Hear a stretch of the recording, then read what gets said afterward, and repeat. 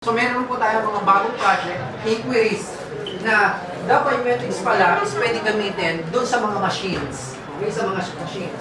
So before nila ma-operate yung machine, they have to authenticate first. So only allowed person ang makaka-operate ng machine. So meron po tayo mga inquiry na ganyan sa mga manufacturing. So for some of you guys na nagma-manufacturing or other industries. So, yan po yung concept natin ngayon para maiba naman na lumayo tayo from door access na nakasanayan natin, turnstile na nakasanayan natin. So, sa machine naman natin siya ginagamit. So, marami na po tayo mga inquiries niyan. So, yung mga turnstile tayo for manufacturing can be integrated with the ESD and then sa mga facial recognition natin. Okay, 246, kulang na lang ng isa. But we can proceed na, I think. So, we divided into three groups, the green team, the blue team, and the orange team. So, meron po sa left and right nyo at the back, the blue po is nasa back, and then the green is here, and then the orange is here. Okay, so let me, discuss po muna yung game mechanics natin. So, meron po dito sa game mechanics po na, sa games po natin, sa puzzle natin, we have 7 puzzles na kailangan nyo pong isolve. Okay? The first puzzle is a crossword puzzle. So, one word lang po ang kailangan nyong hanapin. So, yung hint po, nandito rin. You have to read the riddle para po makuha nyo yung one word na kailangan nyong isulat dun sa papel. And then the second one is, sino sa inyo naglalaro ng Sudoku? So, this is a Sudoku game. You have to fill all the numbers and then the password po natin is left to right. Left to right. And then the third puzzle natin is a QR code. You have to take photo ko, dapat walang shadow. And then the fourth puzzle is you have to read the riddle. And then para makakuha nyo yung tamang sagot. And then the fifth puzzle is the Rubik's Cube. But you have to read the riddles once again para po makuha nyo rin kung paano yung siya solve. Okay? And then yung puzzle number 6, I call this one Game of Luck. Kasi out of 5 cards, isa lang po dito yung tamang sagot. Okay, this one is an HID card, yung high encryption po natin. And then sa last game po natin, sa puzzle number 7, is ito po yung kino-clone natin yung card, the My Pairs. Di ba sabi nga, why we investing to an access control system? What are our top priority? Security. So, kung nag-invest tayo with access control system, then nakukuha yung card, you think may ba natin yung security? So, hindi, di ba? So, the generic card reader by share po kasi is mura lang natin siya nabibili. Okay? So, yan po. So, you can proceed to your, to your table na. Okay? You can pick which one do you want to solve. So, yung winning group po natin is yung may pinakamaraming may sasagot na tama. And then, yung winning group, dun po tayo kukuha ng gold, silver. Meron po kaming assign dyan na puzzle kung sino yung gold, sino yung silver. So 1:1 po yan. Pili po kayo yung isosolve nyo. Okay? Only have 5 minutes po 5 minutes to solve the puzzle. Sir, nandito pa isa. Tigit-isa po 7 po yan. Tigit-isa kayo. Tigit-isa po yan. Tigit-isa po kayo dyan. Sir, kayo po, tigit-tigisa kayo dyan. 7 puzzle po yan. Tigit-tigisa kayo. You have to pick lang. Then, pag tapos na kayo, you can help yung yung team nyo. Okay? Pag tapos na po kayo, pwede nyo po tulungan yung kasama nyo po,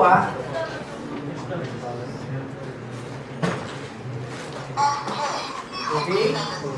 Pwede nyo po tulungan. Then, yung sagot nyo po, may papel po dyan. Sulat nyo lang po sa papel kung ano yung sagot nyo po, tas kunin nyo po. Okay? So, yung mga sinosolve nyo po na yan, ginagamit po natin yan para pang-authenticate ito po sa mga machine natin. You have there na QR code, meron po tayo mga PIN, HID card, and then MyCard card. Okay, last 3 minutes.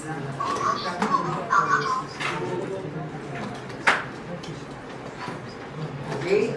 So pag nasolve nyo na po yung puzzle, pwede nyo po tulungan yung kasamahan nyo na hindi pa nakapag-solve ng puzzle. Yan sa card, sir, you have to pick one card only. Kung ano yung kulay na nasa puso mo. You have to pick one card only. Okay?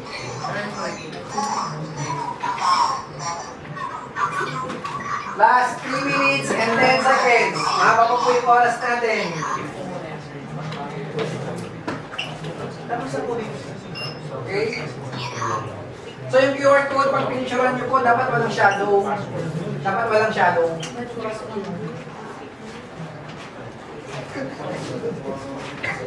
Walang shadow, sir. Para ano? Hindi. Picturean nyo lang po. Picturean nyo lang. Picturean nyo lang. Picturean nyo lang. Dapat walang shadow. Picturean lang. Picturean nyo lang.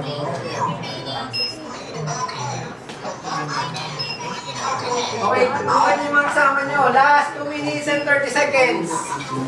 Last 2 minutes and 30 seconds. Yung mga tapos na. Pili lang. Pili lang ng isa. Apo, puli nyo lang.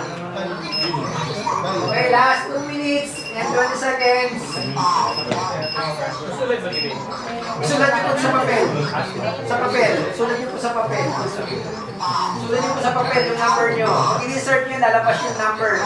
From left to right. Yung code po natin. From left to right, yung code. Sulat nyo lang din po. Sulat nyo lang din dyan. Tapos tatawagin ko kayo later on. In case magkaroon po tayo ng tiebreaker, ng tie, ang ano po natin, kung sino yung unang group na maka-accomplish po, makarating dito sa table po, is magkakaroon siya ng advantage.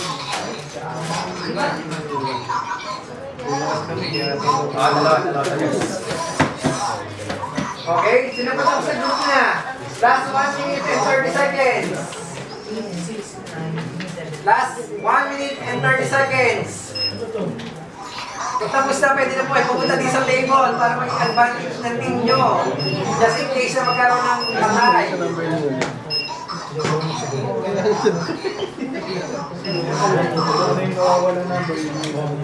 Last 1 minute. Last 1 minute.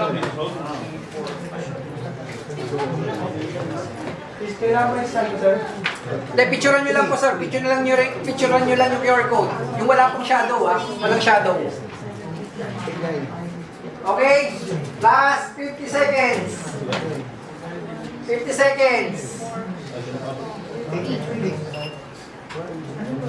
So, matatapos na pala. 50 seconds. So, yung pinakamaraming nasagot na solve na puzzle, keep nyo lang po. Keep nyo lang. Keep nyo lang. Tatawagin ko po later on. 7.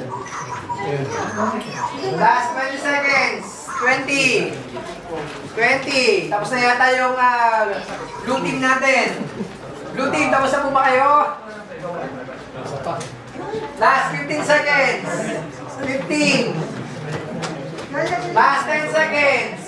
9, 8, 7, 6, 5, 4, 3, 2, 1. Enough na. Balik na po sa kanilang pwesto po. We're going to reveal the answer na po. Okay? Balik na po. Balik na po. Okay? Okay, balik na po. Okay, balik na po. Okay? So, we're going to reveal na po yung mga natin kung sino yung pinakamaraming na-correct na-solve na puzzle doon sa natin. So, sino po yung nagsagot ng puzzle number 1? Puzzle number 1. Anong sagot niyo, sir? Multi-credentials. Credentials, correct? 1 point? Correct? 1 point? Mali. Mali pa, dual authentication. Dual authentication. Puzzle number 2. Ang pin. Input nyo po yung pin. Dito, here. Pin nyo po. From left to right, no? Ang number. Left to right. Left to right. 1, 4, Left to right. left to right. Left to right. 5, 9, 1, 3, 4. Input nyo, sir. Sir, input nyo. 5, 9, 1, 3, 4. Input nyo, sir. Kung tama yung sagot. Input the number. The pin code. Para maka-escape kayo sa room namin. Kasi hindi kayo makakalabas lahat. Correct. 2 points. Iba-iba yung number niyan ha, huwag nyo gagayahin yung number sagot nila. Ginawa ko talaga iba-ibang sagot niyan.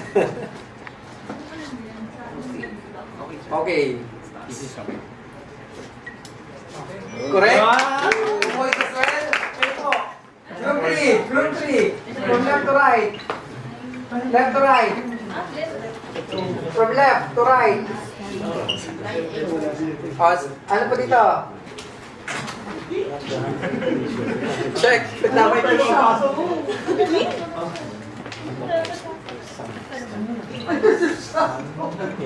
So yan, so ginagamit natin, pwede kasi tayong may pin dun sa ano natin. For some doors na we wanted to have a pin code, so pwede rin po yan. So may mga machine tayo, o mga biometrics tayo na may mga pin, especially may mga keypad po. So tama rin po. Ilang points kayo ma'am? 1, 2, 1, 1. O yung passer number 3, QR code. O si sir, try mo na. Try nyo daw. Sir, try nyo dito, QR code. So yung machine natin may QR code din. So yung credential ng QR code natin, the Suprema natin can generate a QR code wherein pwede natin gamitin sa mga visitor. Or if we're going to integrate some visitor management system from the QR code, pwede kayo mag-issue. Yun! So, tama. 3 points. Nice one, sir. 3 points. So, last wala match.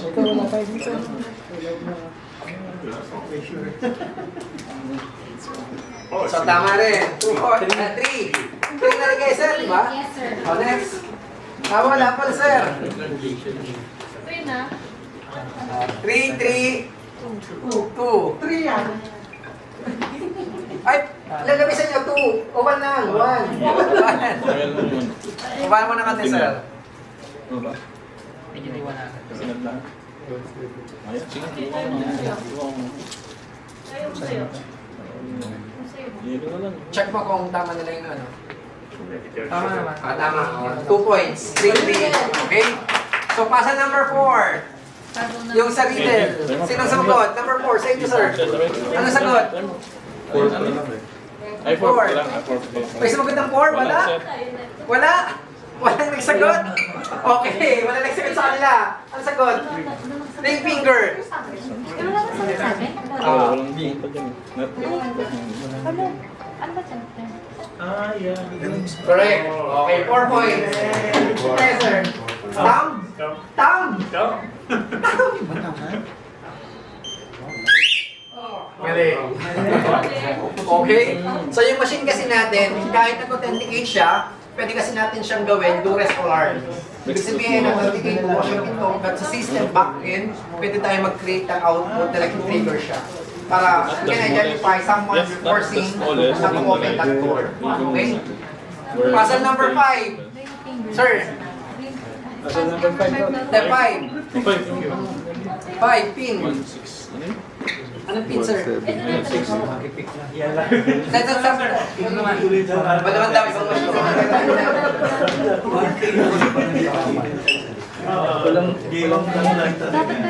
Ang pin. Ito meron dito. Tingnan natin kung tama yung sagot, sir. Nagawa ko. Dito lang.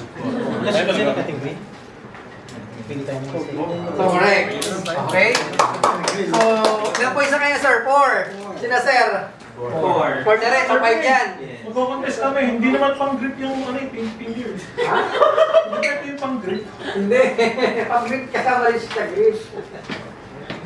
It's far. You grip and go. Bye-bye. Next. Okay, sir. 5. 1957. 1957.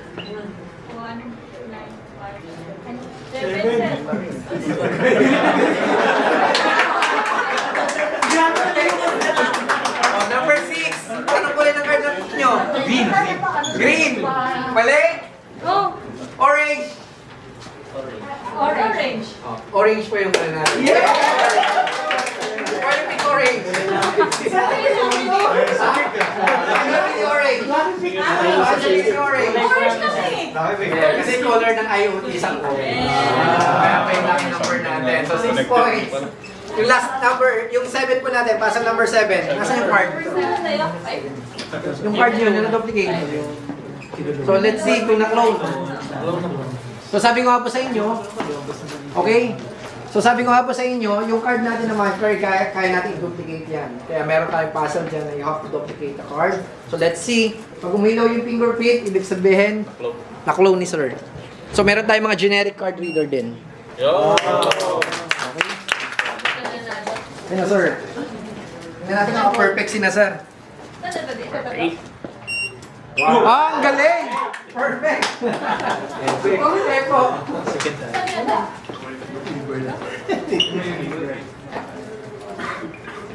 Correct, dito, correct.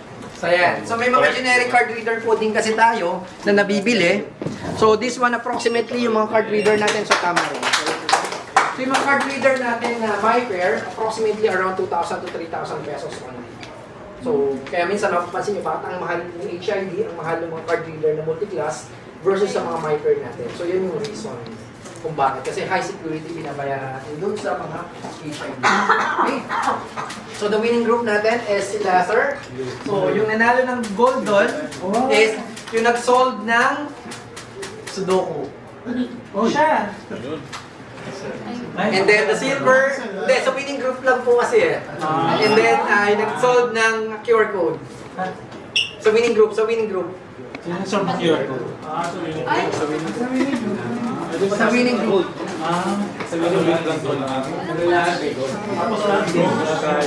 Lahat bronze na po. Then yung nanalo ng gold. And then nanalo ng bronze. Yung nanalo ng bronze. Tapos lahat ano na lang. So thank you very much. Okay, so thank you very much po. I'll give it the floor na po kay Sir Steve. Okay, so thank you very much. Thank you, Jeffrey. Hi,